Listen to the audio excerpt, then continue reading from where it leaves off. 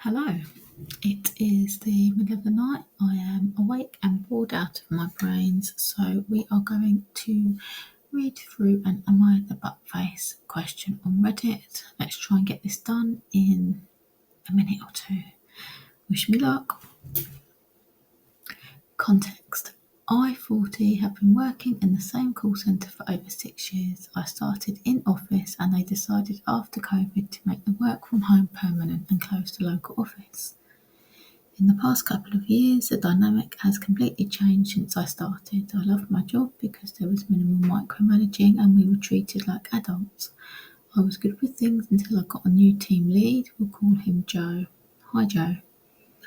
For all intent and purposes, Joe is a nice dude. The problem is, every time I make the smallest error, we have to have a private Teams chat.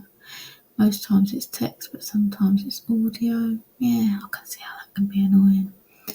This cuts into the work I could be doing while we are talking about why I forgot to include a certain person on a case. Yeah, I've had calls where I either call to somebody or they call to help me and then it goes on for half an hour and I'm thinking, I've got my targets to hit. So anyway, back to the post. Or didn't like his reminder messages in Teams fast enough. Yeah, that's annoying. He also calls people out in our group chat. I would rather talk about casework such privately, not be called out in public chat. Yeah, that happens a lot. It's not so much being called out in our chat, but it's like everything's in the group chat. I guess it can be good and bad, really. And Joe micromanages absolutely everything that is able to be micromanaged. I'm starting to feel like I'm a newbie and not a 6-year veteran. The other thing that gets me is my pay. I know the pay range for a job like mine, but in my USA state, what I make is barely enough for a decent apartment. At my age, I do not want to still be living in a studio apartment. So my question is, even though I'm loving the work from home situation, I use public transport and it's easier to not wait for a bus in below zero or rainy weather. Yep, that is a pro. Would I be the butt face for wanting better for myself than this?